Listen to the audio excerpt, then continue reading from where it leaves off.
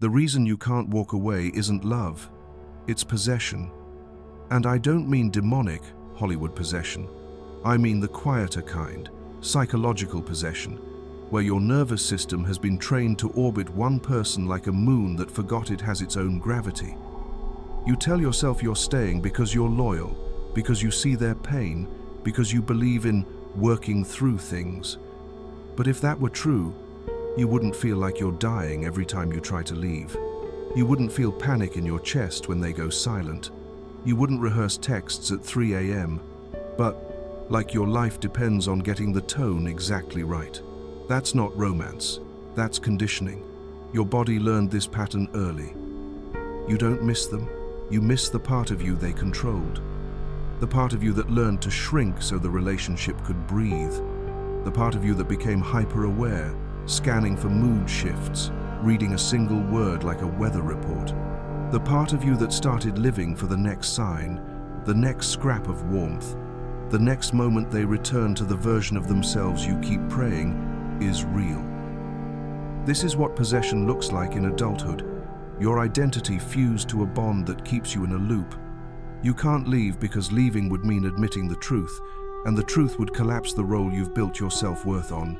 The patient one, the understanding one, the fixer, the one who doesn't give up. So you keep paying with your peace, and you call it love because that sounds noble. Jung would say, when you cannot leave, you are not attached to the person, you are attached to an image, a projection, a psychic photograph your unconscious keeps polishing until it shines brighter than reality. You're loyal to the fantasy, not the facts. Loyal to who they were at the beginning. Loyal to who they become for 2 days when they fear losing you. Loyal to the story where your devotion finally transforms them, and you get to be the hero who stayed. So, let me ask you the question your body already knows the answer to. If this is love, why does it feel like captivity? Why does walking away feel like death? Because something in you believes separation equals annihilation. Not because you're weak, but because a part of you learned early that love is unstable, and survival depends on staying close to the source. When that pattern gets activated, the relationship becomes a drug. Their approval calms you. Their distance shakes you. Their unpredictability makes you obsessed. And here's the stake most people ignore. If you don't walk away consciously, your unconscious will do it for you later. Through burnout, through numbness, through a sudden collapse of desire, through sabotaging the bond so you don't have to choose. Your psyche always chooses health in the end. It just doesn't always choose it politely. Before we talk about how walking away heals you, we have to name what you're actually attached to, because once you see the possession for what it is, it loses its magic. Jung called this projection, the mind taking something unfinished inside you and fastening it onto someone outside you. So you don't fall in love with a person. You fall in love with what your psyche needed them to represent. A father you never had, a mother who finally chooses you, a safe home, a redemption story, a mirror that finally says, you're enough. That's why the bond feels spiritual, because part of it isn't about them at all. It's about you trying to complete yourself through them. And once projection is active, your mind starts editing reality like a film director protecting the plot. You don't see what happened, you see what it means. In the story you're desperate to keep alive.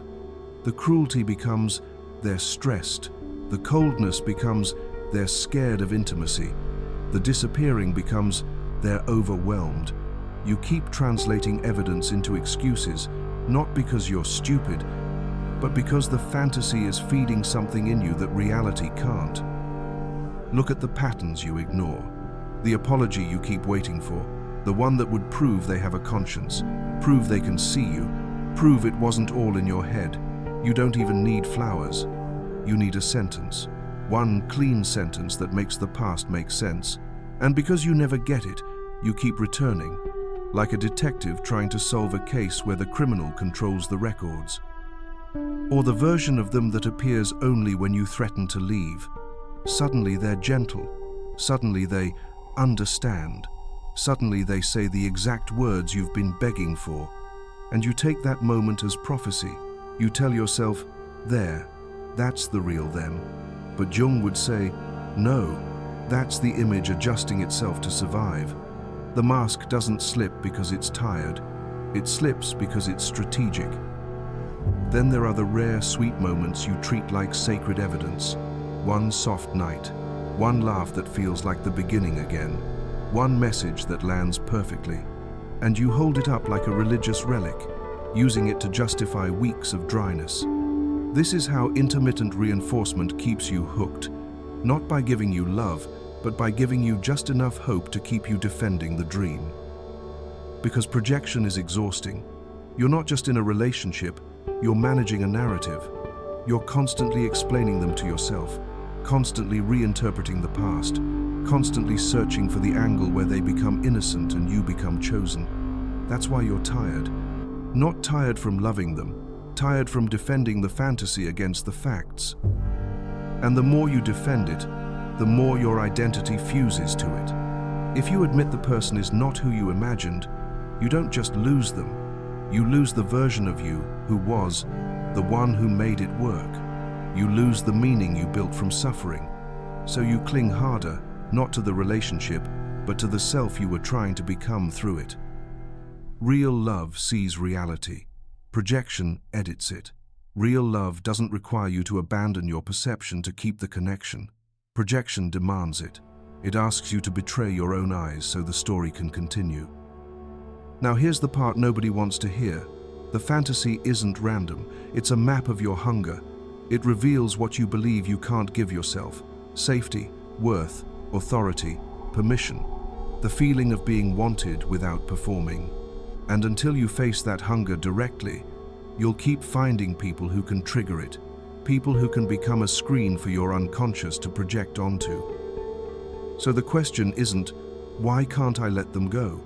The question is, what am I refusing to develop in myself that I keep outsourcing to them?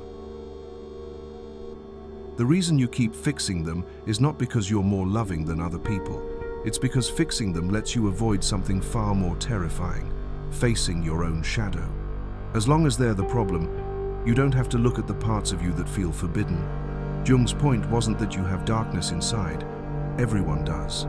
His point was that what you refuse to own becomes your fate. And in relationships, the shadow rarely looks like cruelty. It looks like anger you swallow, selfishness you were shamed for, refusal you were punished for, the right to disappoint, the right to leave, the right to choose yourself without a courtroom in your head. So you become the healer, the translator, the one who understands. You keep explaining their wounds like explanation will turn into transformation. You keep doing emotional labor as if effort equals outcome. But watch the loop. Every time they hurt you, you convert it into a new mission. You don't say, this is unacceptable. You say, they're triggered. You don't say, I'm leaving. You say, I can help. You start researching attachment styles, watching psychology breakdowns, reading trauma threads, rehearsing calmer ways to say the same boundary that keeps getting ignored. You start believing the relationship will finally work if you just become perfect at patience. This is where it gets dangerous, because the real addiction isn't to them, it's to being needed. Being needed gives you a role that feels clean, noble, safe. If you're needed, you're valuable. If you're needed, you can tolerate dysfunction because at least it has meaning. If you're needed, you don't have to ask the brutal question, who am I when I'm not rescuing someone? The fixer identity is a drug. It makes pain feel purposeful. It turns endurance into a badge. It keeps you busy enough that you don't have to face your own unmet needs, your own loneliness, your own anger, your own hunger for a life that doesn't require constant management. And then there's the second cage, the persona. Jung called the persona the mask you wear to be accepted. It's the socially approved version of you. Good, loyal, patient, understanding, spiritual, not like those people who give up. And when your persona becomes your religion, it becomes your prison, because you can't leave without shattering the image. If you walk away, you might be called selfish, cold, dramatic, ungrateful. You might become the villain in someone else's story.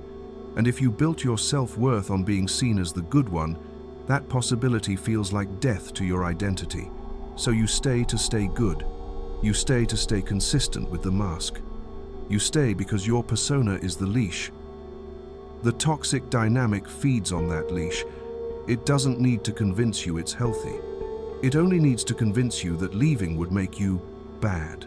Once that spell is in place, they can break every promise and you'll still be the one explaining, forgiving, hoping, resetting. You'll keep trying to handle it better, like the problem is your sensitivity instead of their behavior. You'll keep swallowing anger because anger would make you mean, and you'd rather bleed silently than be accused loudly. Now the shift begins in 3 stages. Stage 1, you stop defending the image. You stop arguing with your own eyes. You stop collecting reasons to justify what's happening. You look at patterns and you let them mean what they mean. You stop translating disrespect into psychology. You stop romanticizing potential. The fantasy loses its protection, and reality becomes blunt. You see the relationship not as a love story, but as a system, inputs and outputs, where your best efforts keep buying the same result. Stage 2, you admit what you've been outsourcing to them. Maybe you've been outsourcing authority, waiting for them to validate you so you can feel real. Maybe you've been outsourcing anger, letting them provoke it so you can finally feel alive, then punishing yourself for having it. Maybe you've been outsourcing permission, using their instability as a reason to stay small, so you never have to risk becoming the person who chooses herself without apology. Whatever it is, you name it without decorating it. You don't call it love anymore. You call it hunger. You call it fear. You call it training. Stage 3, you reclaim the trait, and this is where you become capable of leaving. You practice selfishness in its healthy form, self-prioritization. You practice anger in its clean form, clarity. You practice disappointment as a discipline, letting people be unhappy with your boundary. You stop trying to be understood by someone committed to misunderstanding you. You stop negotiating with someone who profits from confusion. And suddenly walking away doesn't feel like death. It feels like the first full breath you've taken in years. So what happens when you leave? You don't just lose them, you lose the persona. And what rises in its place is the beginning of individuation. The real you, finally allowed to exist.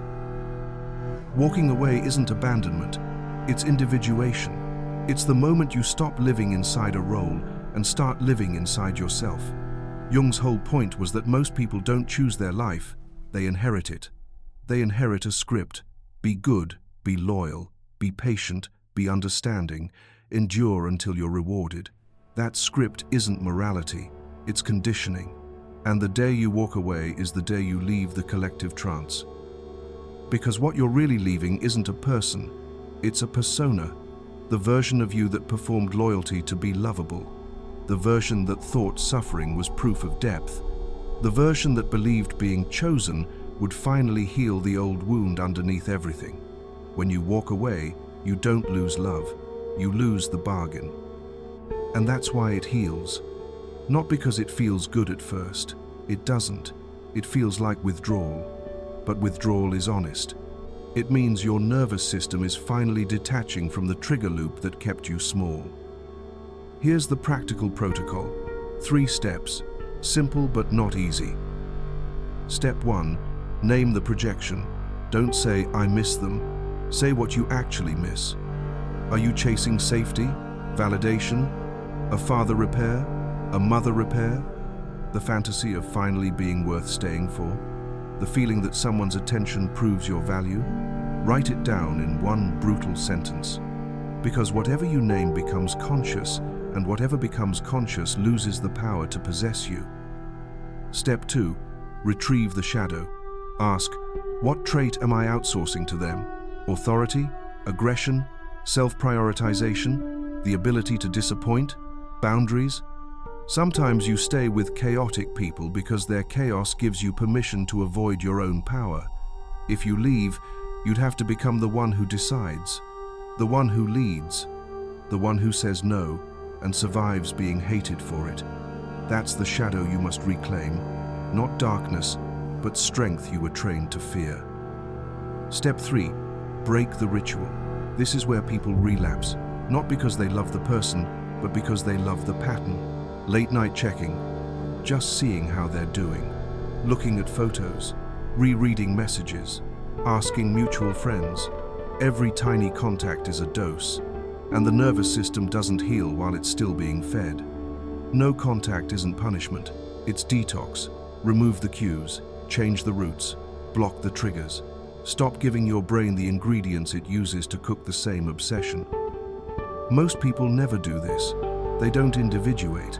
They just repeat the bond with a different face and call it fate. So if you're ready, comment this: I choose truth over the persona. Subscribe if you want the next layer, because what happens after you walk away is the real test. Learning to live without needing a cage. And remember the sting: if you don't walk away, your unconscious will, through burnout, through numbness, through a quiet inner collapse that forces separation when you finally have nothing left to give.